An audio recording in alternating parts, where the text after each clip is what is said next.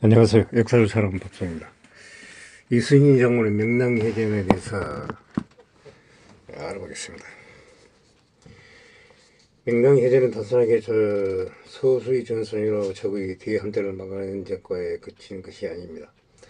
임진왜란과 정무재란의 모든 전투 중 조선의 전망에 가장 결정적인 영향을 주었던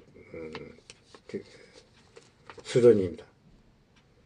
단 한 번의 승리로 조선의 피해망을 막아내고 일본의 작전을 기초 단계부터 보이게 만들어버린 승전이었습니다. 그런데 이런 전술적 전략적 양면에서 모두 완벽한 승리했음을 불구하고 일반적으로 역사적인 대첩을 묶을 때는 포함되지 않고 있습니다. 일반적으로 3대 대첩이라 하면 한반도 역사를 통틀어 살수 대첩, 기주 대첩, 한산도 대첩 또는 임진왜란으로 범위를 좁혀 행주 대첩, 진주 대첩, 한산 대첩을 말하고 있습니다. 물론 명령 대첩으로 부르기도 합니다.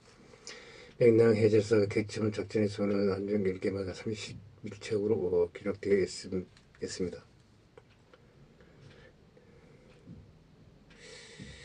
대승이라고 표현하고 있는데 31척 적선 전체의 비중과 비교해보면 전략적 정의에 대한 전멸이 아니라 진짜 수적으로도 완전히 전멸시킨 설수 대첩이나 절반 이상을 쓸어버린 기주의 대첩, 한산도 대첩에는 다소 못 미치고 있습니다. 행주 대첩이나 진주 대첩의 경우에는 적군의 피해 규모는 알 수 없으나 전투 과정이 성적이 진해지게 전략적 의도 확실히 연구되어 있습니다. 반면 명랑해제는 서로가 부족하기 때문에 학자들은 각기 다른 견해들이 겹칠 수밖에 없고 철새설이나 거북선, 철새설은 같은 왜곡된 가설도 대중들에게 널리 퍼져 있습니다. 하지만 이는 별개로 만약 이순신과 조선 세권이 이 전투에서 패했다면 조선은 9월 이상의 확률로 정류재란에서 패했을 것으로 생각된다. 우선 조선은 길이 좁고 산세가 험해 각종 조세가 울작수족은 수로 운송을 선택하고 있었습니다. 따라서 주요 대도시들은 바다로 이어지는 장줄기에 자리 잡고 있어 다시 한반도 주요 대도시들은 전부 서쪽에 자리 잡고 있었습니다. 만일 이순신이 패배하여 조선 수군이 전멸당했다면 그들은 모든 강을 통해 병력들을 수송해 주요 대도시들과 강변에 자리 잡은 요충지들의 성들을 점령한 후 바로 포위망을 형성해 빠르게 조선왕 선조를 잡았을 것입니다. 이것은 곧 패배를 뜻합니다. 이순신은 이런 대전쟁을 모두 염두에 두었기 때문에 큰 전략적 열시와 엄청난 보장을 가지고도 전투를 강행했던 것입니다. 그 당시 몸도 마음도 엉망이었던 상태였다는 점을 생각한다면 명랑해제의 승리는 나라를 지키겠다는 일로 하나로 일본의 기적 같은 것이었습니다. 패배한 일본군에게 형용할 수 없는 공포를 매운적이도 오만했던 명나라 권력은 조선의 긍지를 늘려들신 그 무엇보다도 더 값진 대첩이었습니다. 전 세계의 역사가들에 의해 이순신이 세계에서 제일 위대한 군지관 순위 해군 부분 1위 랭크되었습니다. 이것은 한산도 대첩 대신 명랑해제는 이순신의 가장 위대한 승전이라고 랭크가 왔습니다. 대첩의 사전적 정과에는 다소 차이가 있으나 승전의 가치로 따지면 3대 대첩 이상인 대승이었던 것입니다. 새벽에 이덕필과 변홍달이 전하길 16일 새벽에 수군이 대피하였습니다. 동지사 은경과 전라 우수사 이혁기와 충청수사 최호와 무창수들이 다수 살해당하였습니다. 라고 하였다. 통곡을 이기지 못했다고 한다. 잠시 스님이 도수가 와서 사태가 이해에 다다랐으니 어찌할 수가 없소라고 했다. 대하고 사시에 이르러도 대책을 걱정할 수가 없었다. 내가 해안에 가서 보고 누군 정하겠다고 하니 도수가 기뻐했다. 내가 성대립, 이황, 유성각, 방학문, 형은진, 임영립, 이원용, 이항남, 이희남, 홍구군과 함께 길을 따라 상가현에 다다르니 수령이 새로 부임하여 나와 기다렸다. 한 지겸 더 왔다. 7천명 해전의 처참에 대비하여 조선수군은 계벌에 가까운 타격을 입었다. 물론 한별 절반 정도는 다른 쪽으로 성공적으로 도망치는 데 성공하긴 했으나 제대로 된 통제 아래 모이지 않은 상태였다. 그래도 이들이 이렇게 생존을 우선시한 덕분에 이순신의 복지기구 등을 도망쳤던 수군 병력들이 영랑해전 전으로 직결하여 조선수군이 빠르게 복원되는 데 보탬이 되었다. 참담 소식을 전해들 조선왕 선조는 어쩔 수 없이 도수 군렬의 휘하에서 백의정군하고 있던 이순신을 기존 자리에 전라 자수사 겸 삼도 수군 통장서를 복직시켰다. 사실 선조왕은 칠천해전 이후 대책이 이순신뿐임을 알았지만 이순신을 싫어한 터라 그의 복직을 늦게 하지 않았다. 칠천령 패전이 보고된 이후 조선 전쟁에서는 삼도 수군 통제사 재임령 문제로 시끄러웠지만 결국 유일한 책임자는 이순신이었다. 하지만 선조는 이순신이 언급되자 불쾌하게 여기며 대답 없이 그 자리를 나가버렸다고 한다.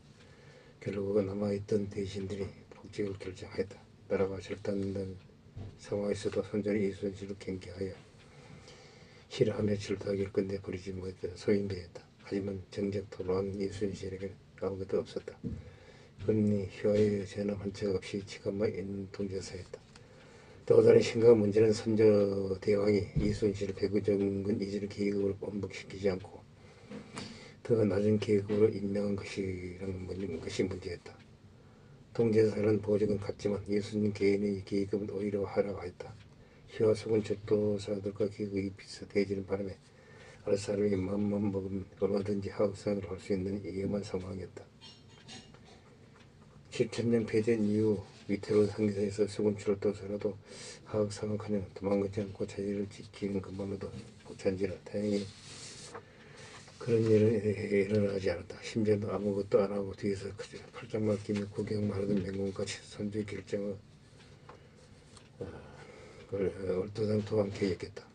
국가의 전망이 걸린 결전이 목전에 닥친 마당에 지휘계통을 어지럽힘을 도대체 뭐 하는 것이냐고 욕을 하였다. 그래서 계급이 올라가는 느낌은 했지만 역시 영감으로 백의정은 이전보다는 낮았다. 원래는 정기품 대감이었다. 하지만 이순신은 그런 부대집도 겪지 않았다고 한다.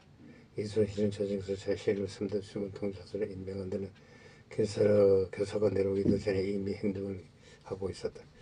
수군이 개인면을 떠드는 시기로 제만 날부터 이순신을 백원 정군하며 머무르던 차기를 박차고 나와 각지를 돌아다니며 대중 장병들을 모으고 군량과 무기들을 입수하였다. 다행히 칠천장 해전 이후 곧바로 밀려든 것만 같았던 일본 수군이 남해안 작업 등에 신경 쓰다가 8월 해상 작전에서 철수한 덕분에 시간을 볼 수 있었다. 사실 일본은 처음부터 원고를 무찌르고 진군한다는 전략을 세웠다면 미리 진군 준비를 철저히 해놨을 것이다.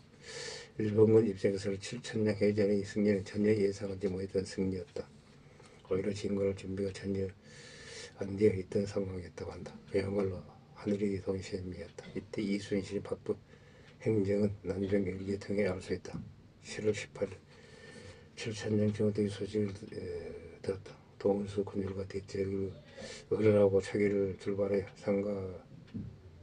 삼가에 도착하였다. 이후 이순신은 한동안 진주의 굴동에 머무르다가 8월 3일 아침에 비로소 자신을 전라 자수사 겸 상권 수군 통제사로 임명한다는 선조의 교수를 받았다. 조선에는 22일에 10천년 해전의 소식을 접하고 내린 교수가 열흘이 지나 비로소 도착한 것이었다. 선조 실록에는 단지 이순신을 전라 자도 수군 줄도사 겸 경상 전라 충청 삼도 줄동사로 군제로 충청도 수군 줄도사로 삼았다는 짤막한 기록만 나와있다. 이 충무전서에서 실린 삼도 통제사 복직 교수의 내용은 아래와 같다. 왕은 이와 같이 일어나라. 나라가 의지하여 도장으로서 생각하기론 그것은 오직 수군뿐이었다. 하늘이 화를 내린 것을 후회하지 않고 다시 회원 칼날이 번데게 함으로써 마침내 우리 대군이 한 차례의 싸움에서 모두 없어졌다. 이후 바닷가 여러 골들을 누가 망관을 낼 수 있겠는가. 환상을 이미 잃어버렸으니 적들이 무엇을 끓이겠는가. 참 이 위급함이 조속으로 닥쳐온 상황에서 지금 당장 세워야 할 대책은 흩어져 도망간 군사들을 불러 모으고 배들을 걷어 모아 급히 이후 해체에 튼튼한 군진영 세우는 기병이다. 이렇게 함으로써 도망갔던 무리들이 돌아갈 것이 있음을 알게 될 것이고 한창 덤벼들던 적들 또한 막아낼 수 있을 것이다. 그러나 이 일을 책임질 수 있는 사람은 이영과 은혜와 지혜와 재능이 있어서 평소에 안팎으로 존경받던 네가 아니고선 이런 목적인 임무를 감당해낼 수 없을 것이다. 이순 장군 그대의 명성은 일찍이 수사에 임명되던 날부터 크게 드러났다. 그대의 공로와 업적은 임년열이 큰 승년이 있는 날부터 크게 떨쳐 변방의 군사들 마음속 이순 장군 그대를 말미 장군으로 든든하게 믿어왔다. 지난번 그대의 직책을 교체시키고 그대로 하여금 뒤를 이고 백의 정권 하도록 하였던 것은 역시 나의 오책이 좋지 못했다. 그렇게 된 것이며 그 결과 오늘 이런 패전의 목적을 만나게 된 것은 더 이상 무슨 말을 하겠는가. 더 이상 무슨 말을 하겠는가다. 수사 이하 모든 그대가 지혜하고 통제하에 만약에 일에 임하여 규율을 어기는 자가 있거든 누구든 그 법대로 처리하도록 하라. 그대가 나라를 이에 몸을 입고 규율을 보아 나아가고 물러나면 이미 그대의 능력을 다시 한번 시험해 보아서 알고 있는 바이다. 내가 어찌 감히 맞는 말을 보태겠는가. 저 육황이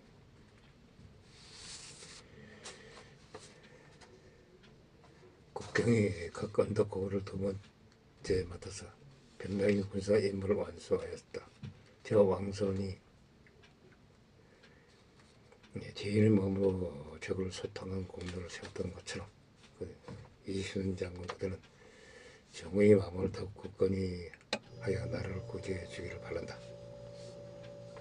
이 교서를 내리는 바이니 생각하여 잘 알지어다. 조선처럼 강력한 중앙집권이 실현된 국가에서 왕이 신하들이 이런 표현을 사는 것만으로도 파격적이다. 여야하자건 내가 모자라 내 관직을 빼앗고 나에게 벌을 줬다. 미안함에 잘 할 말이 없다 하는 것이라고 하였다. 조선 역사를 통틀어 임금이 신하에게 이렇게 자신의 잘못을 용서해달라고 하는 사람이 없다. 더군다나 이순신은 모친상을 당해 3년상 중이었다. 양반이 3년상 중에는 관직을 제수하지 않음이 본문율이었다. 3년상을 이유로 신하가 거부하는 경우도 많았다. 이런 경우에는 특히 관직을 강요할 방법이 없었다. 게다가 이순신은 모친이 사망한 원인도 많은 선조가 제공했던 것이다. 이순신이 3년상을 이유로 관직을 사양할 가능성이 충분히 있었다. 조정은 그만큼 신중에 신중을 기할 수밖에 없었다. 전적이 이순신 모든 그만큼 사적인 전망이 이토록 줄 알게 수군 없는 수군 절도사 겸 상군 수군 동지 사이 이순신의 복직은 일사천리로 이루어졌다. 하지만 선조는 선술했듯이 이 과정에도 풍기를 제대로 돌려주지 않았다. 파직 당하기 전 이순신 장군의 풍기는 정리뿐 상계인 정헌대부였다. 이때 돌려진 풍기는 정산품 절충장구로 일반 수사 풍기가 같았다. 현대 해군으로 가정하면 해군 참모총장에게 함내의 사령관과 같은 소장 계획을 달게 한 것과 같다. 이상 명랑해전에 대해서 알아봤습니다. 선조대왕의 상당히 왕으로서의 이순신 장군에 대한 거 보면 왕이라기보다는 소인배 같은 보입니다. 어떻게 했든 기적적으로 13척의 배 가지고 일본 해군 133척을 격퇴를 했던 것은 기적과 같은 일입니다. 이상 명랑해전에 대해서 이야기를 마치고자 합니다. 항시 부족합니다. 양해 부탁드립니다. 감사합니다.